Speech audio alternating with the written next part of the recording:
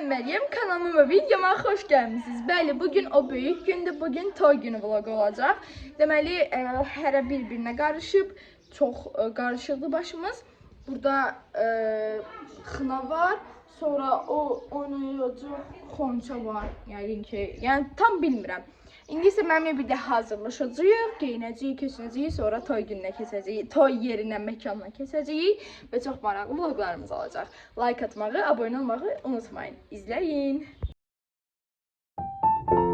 Gəlinimiz indi birazdan burada olacaq, bu otaqdan çıxacaq, çox qəşəng.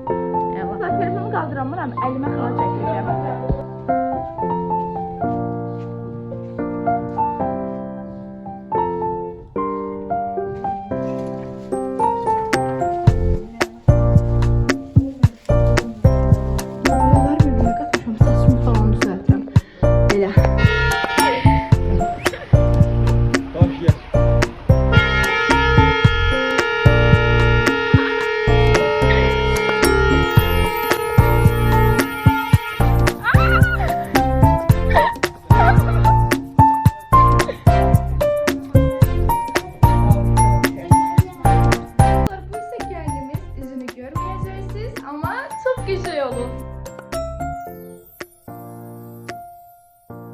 İndi deməli nənə toyuq tutdu, onun ayağına lent bağlayacaq, qırmızı lent, qardaşlığa təhvil veriləcək. Təhvil veriləcək deyəndə oğlan evi, qız evindən nəsə oğurlamalıdır.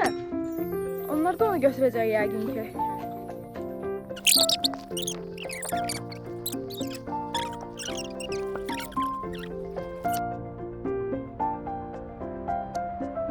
Dostlar, belə oldu.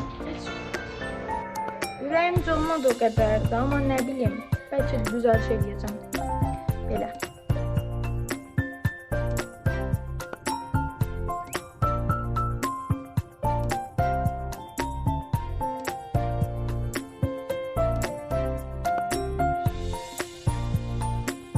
Gəlinlə durmuşuq otaqda, oğlan evi gözləyəcək. Bəli, çox heyecanlıdır.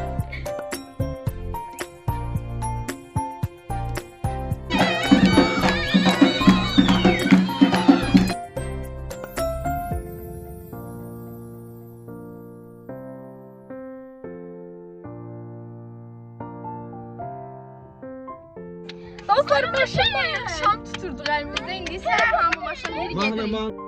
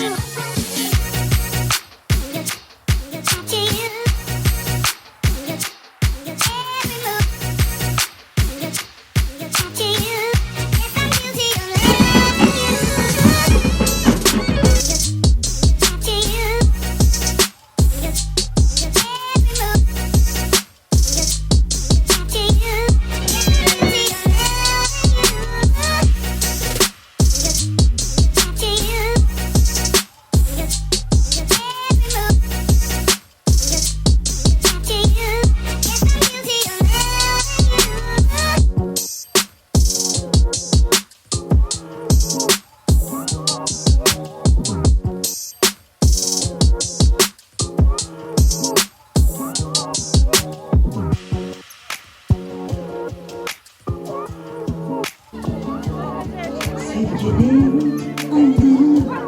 İçim sevgilim geçiyor.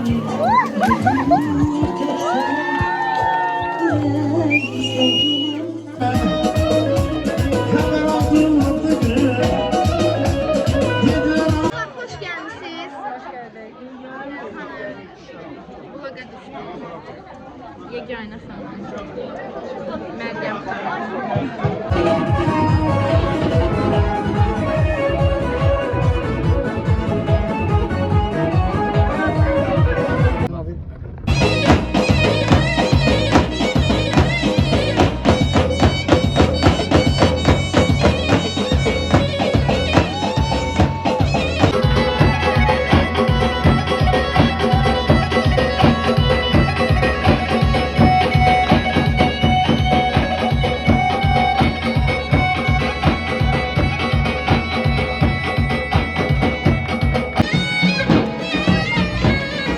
Dostlar, toy vlogum bu qədər idi. İndi isə sonda baş verən görüntüləri sizlərə təqdim edirəm.